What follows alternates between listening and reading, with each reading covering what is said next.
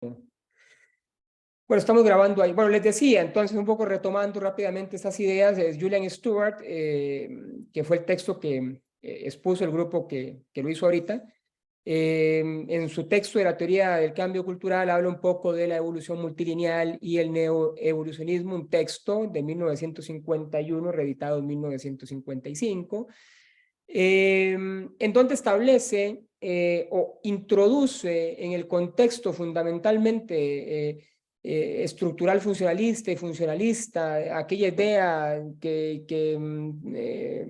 era preeminente en estos modelos de sociedades en equilibrio al momento del estudio por parte del antropólogo de estas sociedades, ¿verdad? Es decir, eran sociedades en equilibrio al momento de que el antropólogo ingresa a estudiar estas sociedades.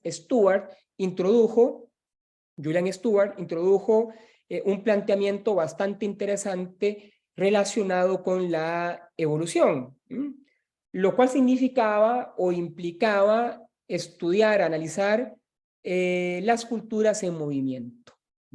Aunque, como les decía, un poco con la carga bastante pesada de Henry Morgan dentro de sus planteamientos. El mismo Stewart lo dice por ahí. No encuentro otra palabra para definir este movimiento, ¿ah? Que no sea evolución. ¿Ah?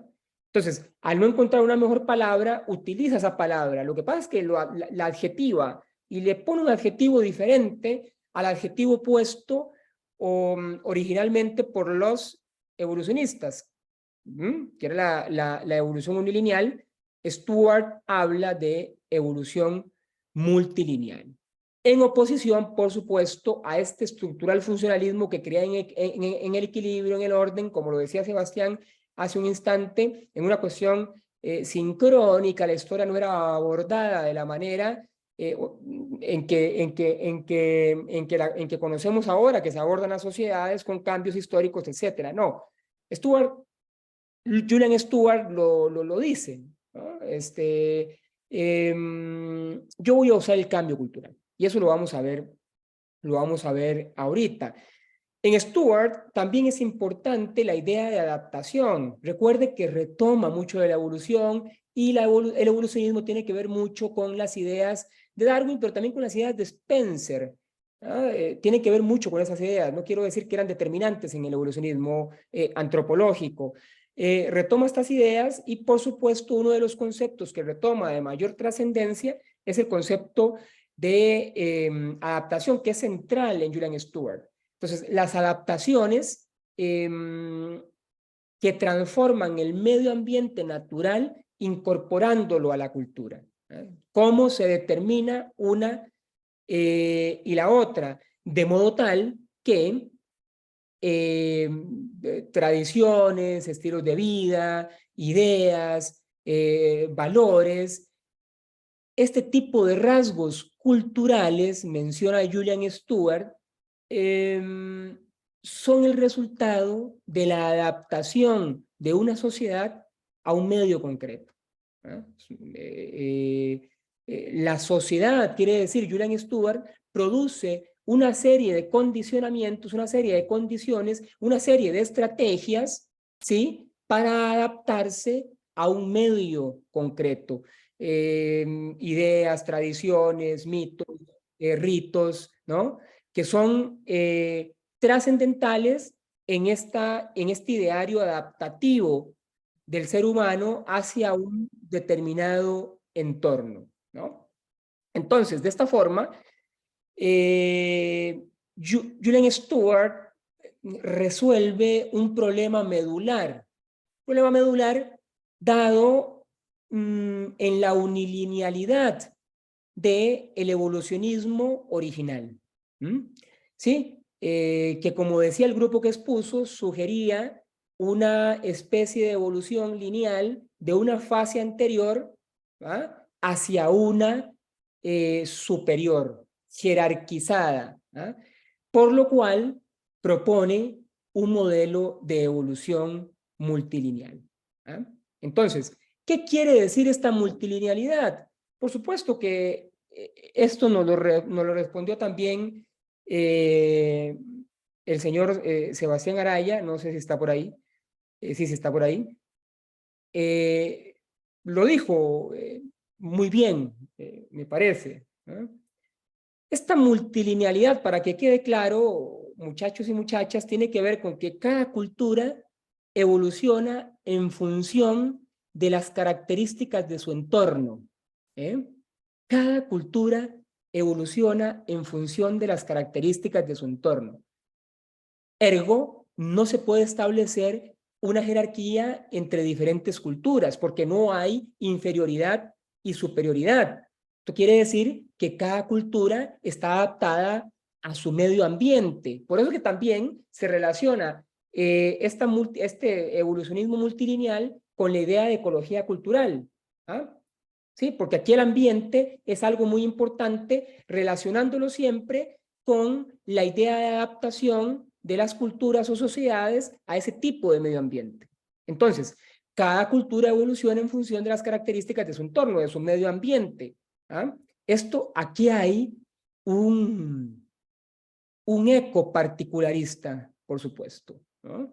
¿Por qué? Porque Julian Stewart, no contento con retomar ideas del evolucionismo unilineal, retoma ideas del particularismo histórico, de raigambre boasiano. ¿Ah? Recordemos que Julian Stewart está en Estados Unidos en este momento. Entonces, lo que hace es retomar un poco del ideario evolucionista de Morgan, Estados Unidos, y un poco del ideario evolucionista británico, Taylor, por ejemplo, Fraser, ¿no? Y hace una especie, que puede ser de mix, entre esta teoría y la particularista, incluso el difusionismo. Utiliza varios métodos. Julian Stewart no solamente los encontrados en el evolucionismo, una cuestión histórica, en el particularismo, evidentemente un método más de corte relativista, ¿no? Como lo hemos visto en clases pasadas que hemos tenido chance de discutir sobre esto, ¿cierto? Entonces, en este tipo de noción que explica Julian Stewart, que llama también ecología cultural, como he dicho, las personas se adaptan a un medio ambiente específico gracias a la cultura. ¿Eh? Entonces, los rasgos, lo que Stewart en el texto llama rasgos, en el texto este que ustedes leyeron para hoy, teoría del cambio cultural, lo que Stewart llama rasgos, costumbres, tradiciones, modos de vida, etcétera, serían estos rasgos una forma de adaptarse a un entorno, a un ambiente o a una situación ecológica. ¿Mm? Eh, esto es central. ¿Ah? Esto es central. No, Indicando incluso, ¿hola? no, no, y es distintivo además de esto, es una ruptura también de esto con otras tradiciones hasta cierto punto. Ujú, ujú. A ver, desarrollelo, Julián.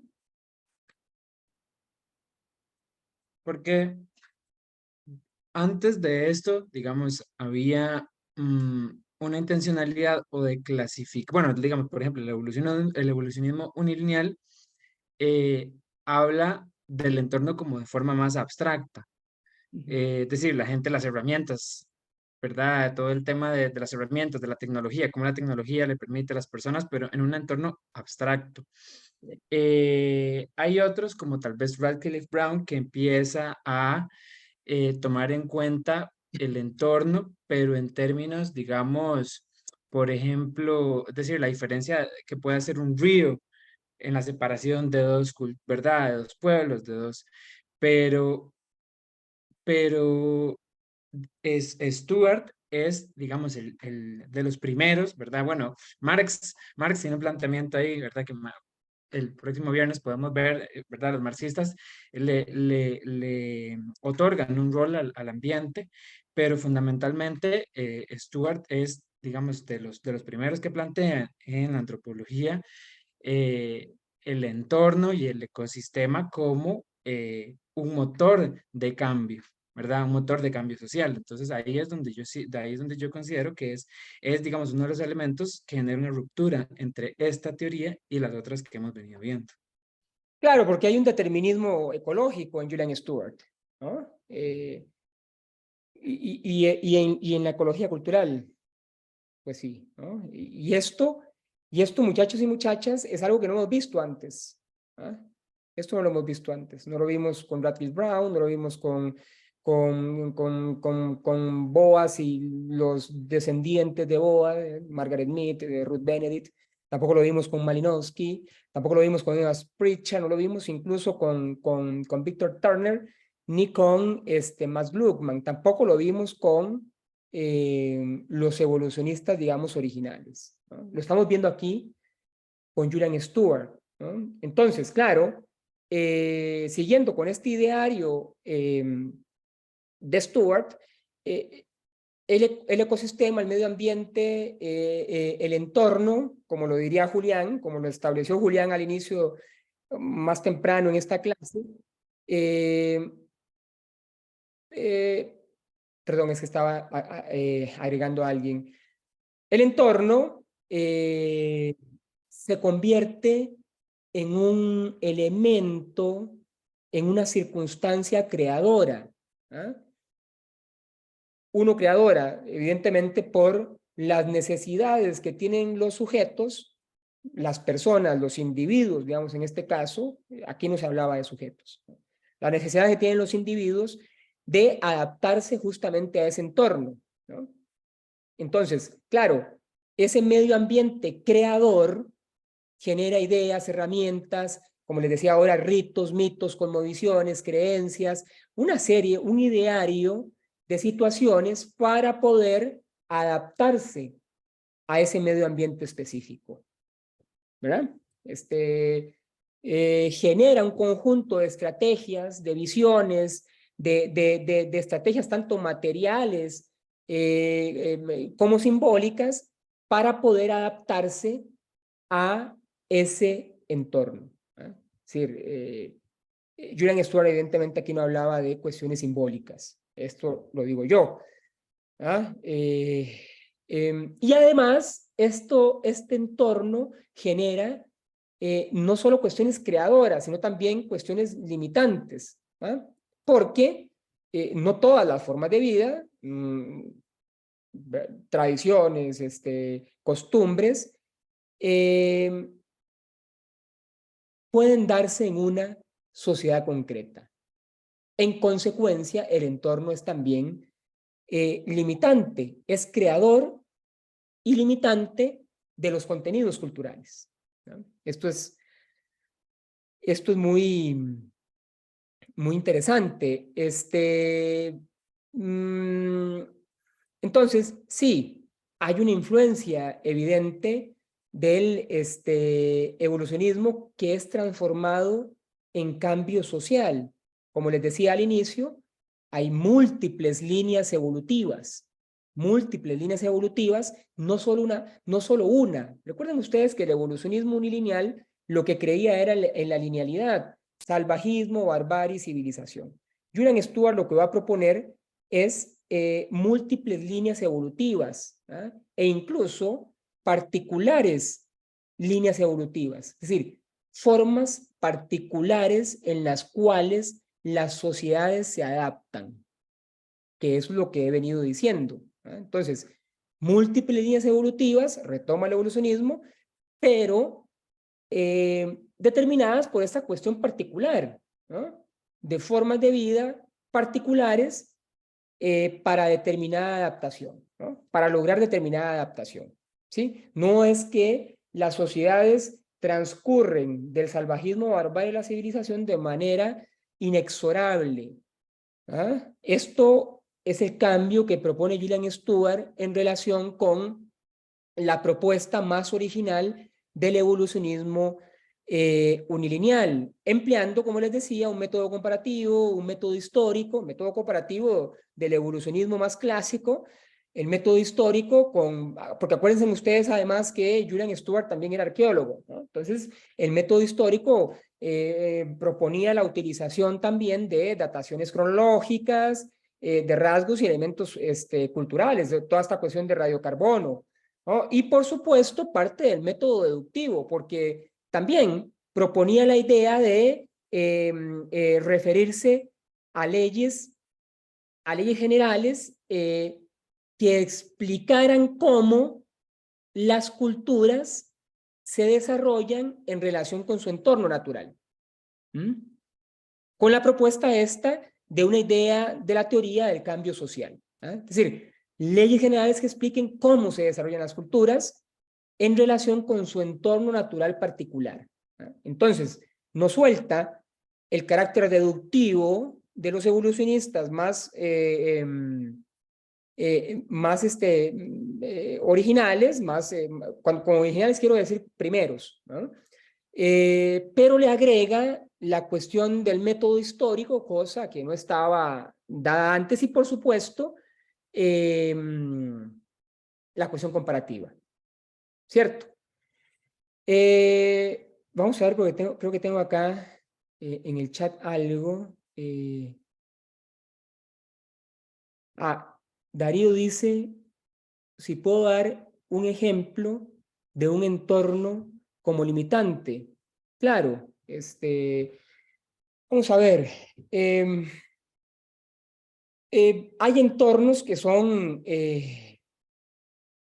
no sé, imagínense ustedes un entorno en el cual, un entorno indígena nativo, en el cual sean necesarias ciertos tabúes o ciertas restricciones relacionadas con la, qué sé yo, qué puede ser, la endogamia, ¿no? Pensemos, por ejemplo, en el caso clásico malinowskiano de las Islas Trobriand, ¿no? Habíamos hablado del Kula, ¿recuerdan? La circulación de bienes para un lado y para el otro, conchas y brazaletes, ¿no? De un lado para el otro, en donde lo que decía Malinowski, la intencionalidad del Kula es la reproducción de la sociedad, ¿se acuerdan? En el modelo funcionalista, ¿no? Lo hemos explicado en la pizarra en la clase. Satisfacción de necesidades, la función de las instituciones es la satisfacción de necesidades. Lo que hacía el Kula era satisfacer algunas necesidades muy específicas, no solo comerciales y económicas, sino que también reproductivas en términos biológicos, porque se trasegaban también mujeres, ¿no? Según lo que dice Malinowski. Bueno, podemos entender una sociedad o un entorno limitante, ¿verdad? Una de estas islas del anillo Kula del archipiélago trobriandés, en donde en donde hay reglas muy estrictas relacionadas con la endogamia, que no pueden resolver el asunto de la reproducción de los sujetos, de las personas, de la sociedad en esa misma isla, y necesiten vía adaptación cultural ir a otras islas para poder reproducir esta sociedad o este grupo o esta tribu o esta cohorte, digamos, poblacional que hay en esta isla, ¿no? Es limitante, no se puede resolver con los recursos que hay en esa isla específica, porque hay reglas claras, ¿verdad? Hay reglas claras, endogámicas, que imposibilitan esa acción. Qué sé yo, no sé si queda claro, don Darío. Profe, Sí, profe, queda claro. Y digamos, en este caso, me imagino, se puede, bueno, también se crea en el sentido de que también se genera, ¿verdad? Lo del Kula y todo eso, ¿verdad? Pero tal Exacto. vez me imagino que en otra sociedad, ¿verdad? Tal vez no esté esta posibilidad y simplemente se limite, ¿verdad? Y tal vez no haya forma como de resolver eso como tal. Sí, sí, digamos, el punto es que hay una creación allí también, porque se crea una institución como el Kula para poder satisfacer este asunto de necesidades básicas, biológicas y culturales, ¿correcto? Pero el entorno inmediato, por supuesto que es limitante, porque como decía Julian Stewart, y no todos los estilos de vida pueden darse en una sociedad concreta. Pensemos, no sé, en una sociedad muy cerrada, cualquiera que ustedes quieran, en una sociedad muy, muy cerrada en donde en donde, qué sé yo, algo que sea ahora muy en boga, no sé, el feminismo. No pueda darse el feminismo porque es necesario que haya cierta, eh,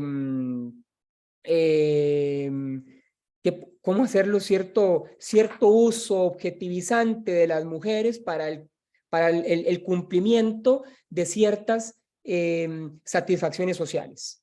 ¿Ah?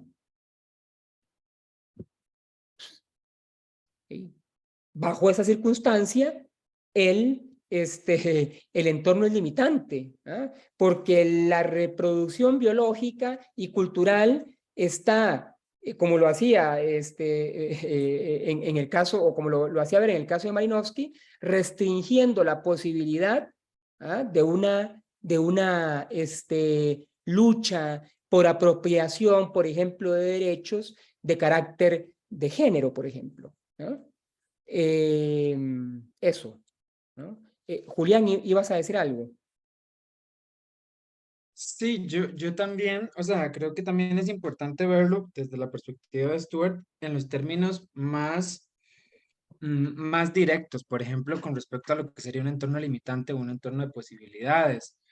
Em, digamos, el trópico podía ser un entorno de posibilidades, en tanto hay una serie de materiales, animales, etcétera, que están, digamos, fácilmente accesibles para un pueblo, ¿verdad? Y en los entornos como por ejemplo en los Andes, existen otra serie de condiciones, o por ejemplo, digamos, la cuenca de un río, ¿verdad? Desde el planteamiento de Stuart, la cuenca de un río importante, por ejemplo, no sé, el Amazonas, va a, mm, digamos, generar toda una serie de prácticas culturales con respecto, digamos, a la navegación, ¿verdad? Todo el tema de la pesca, etcétera. Entonces también se puede entender, digamos, en los términos más concretos de, por ejemplo, pensemos ¿verdad? No sé, en Alaska o en ciertas partes de los Andes y las limitaciones que pueden haber ahí y cómo la cultura tiene que de alguna forma adaptarse a ese tipo de condiciones o en otros entornos como el trópico, que tiene, digamos, mayor abundancia de recursos. Y eso es importante entenderlo porque luego en otras ocasiones es utilizado por otros grupos fuera de la antropología o incluso dentro de la misma antropología, es utilizado como una justificación para, no por Stuart, pero por otros grupos, para justificar, por ejemplo, el atraso del trópico, ¿verdad? Y la superioridad de los climas templados, es decir, si bien, digamos, hay un planteamiento interesante en lo que hace Stuart, también tiene ese doble riesgo, ¿verdad? En ese determinismo ecológico, en ese determinismo ambiental, porque en algunos contextos eso da a entender que, por ejemplo, la gente en el trópico era más vaga, ¿verdad? O los trópicos no se desarrolló cierto nivel de complejidad cultural porque el entorno era, digamos, era tan rico en recursos que las personas no necesitaban esforzarse demasiado digamos, crear un modo de vida en ese contexto, mientras que contextos más retadores, como en los climas templados, ¿verdad? Por ejemplo, por eso daba el ejemplo de los Andes, en los que está, digamos, todo, ¿verdad? Machu Picchu y Tiahuanaco y una serie de grandes estados precolombinos, entonces se podía entender como que esos entornos limitantes presionaban a la población para el desarrollo de una serie de características de complejidad social y cultural, ¿verdad? Entonces, esa también es una forma de entender cómo el ambiente podía ser, digamos, posibilitar una serie de condiciones o ser limitante también. Muy bien, Julián. Lo explicó mucho mejor. Gracias. Sebastián. Sí, justo con lo que estaba diciendo Julián, me acuerdo, bueno, en la clase de Peter King también estábamos viendo unos autores neoevolucionistas Y bueno, no hablaba de salvajismo, barbarie y civilización, sino que habían formulado unos estamentos de desarrollo distintos, no me acuerdo de todos, pero me acuerdo que incluía cacicazgo y así. Y me parece muy interesante también que justamente le atribuían a algunos de estos estamentos ciertas zonas específicas, como digamos X es muy común en las zonas desérticas y así. Entonces muy interesante como esta visión neoevolucionista, donde formulan estas nuevas categorías y las asocian a ambientes o a situaciones ecológicas específicas. Entonces, no sé, me sonó mucho con lo que estaba diciendo Julián. Claro, y Sí, por sí, ahí... exacto. Perdón, Perdón. dale, dale. No, no, que justo, es decir, es tal cual, una de las propuestas, por eso también es importante el tema de la zona cultural, del área, ¿verdad?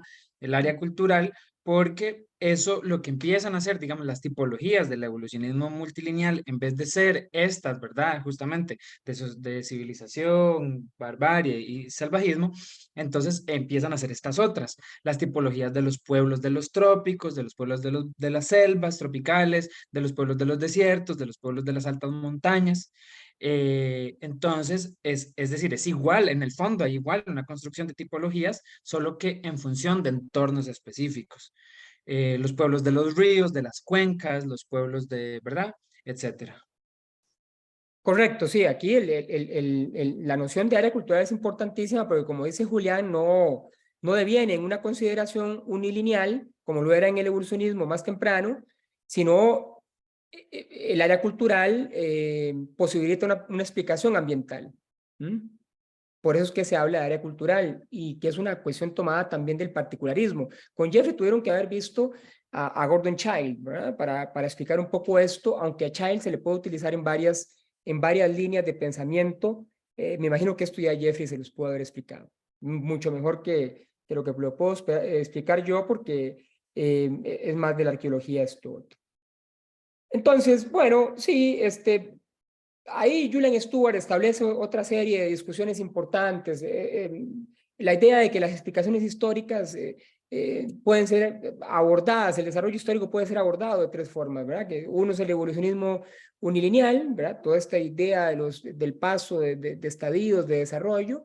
Los relativistas culturales que hablan de un desarrollo cultural divergente. Cuando habla de divergente quiere decir que hay desarrollos culturales diferentes entre los distintas culturas, diferentes pueblos, diferentes sociedades.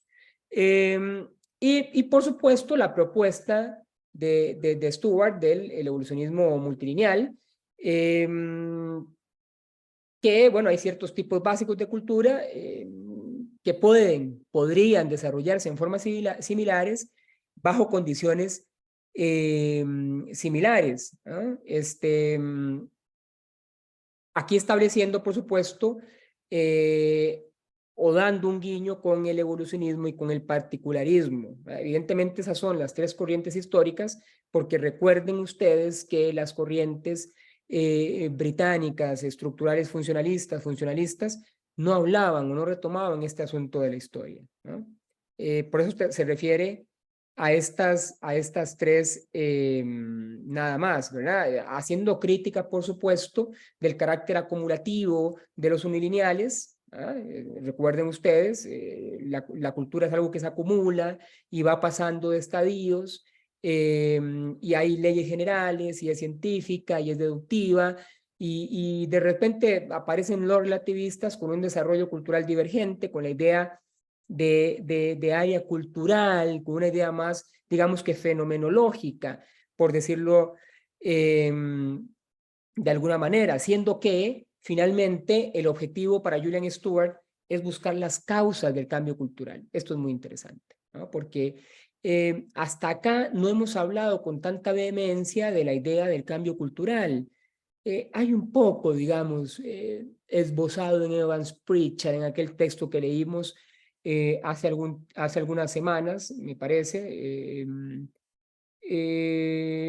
donde se explicaba cierta noción, se intuía cierta noción de cambio cultural, que incluso también está un poco en Max Gluckman, pero Julian Stewart sí que lo tiene claro, sí que lo tenía claro, y sí habla abiertamente del cambio cultural y de la forma en la que hay que buscar estas causas del cambio cultural, ¿no?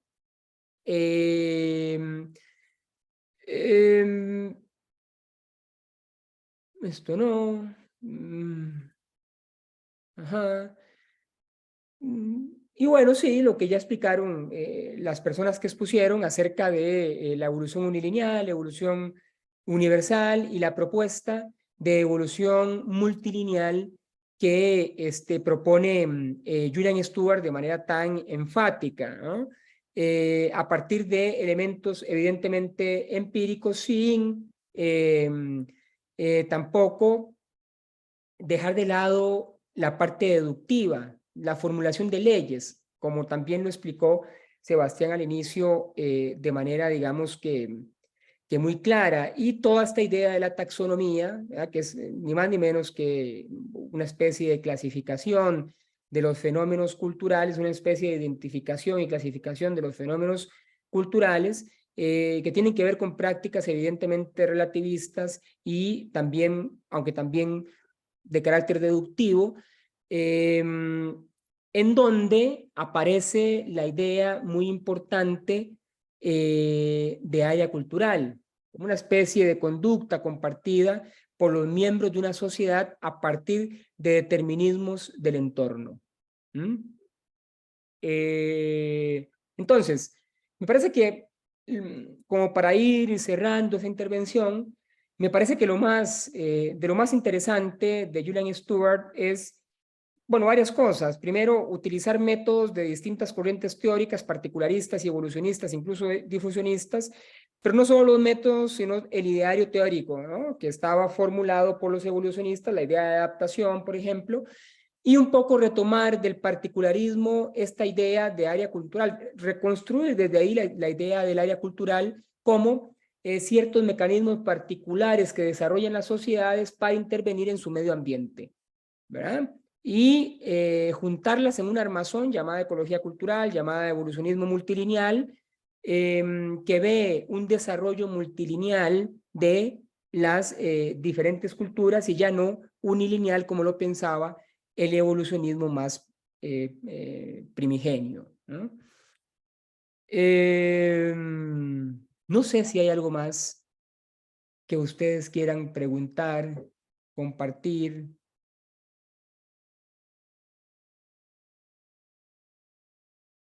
¿Hay algo? Sí, profe, por el momento creo que no. Yo creo que ya en su momento van a nacer las dudas y ahí sí vamos a estar. Muy bien, voy a parar la grabación.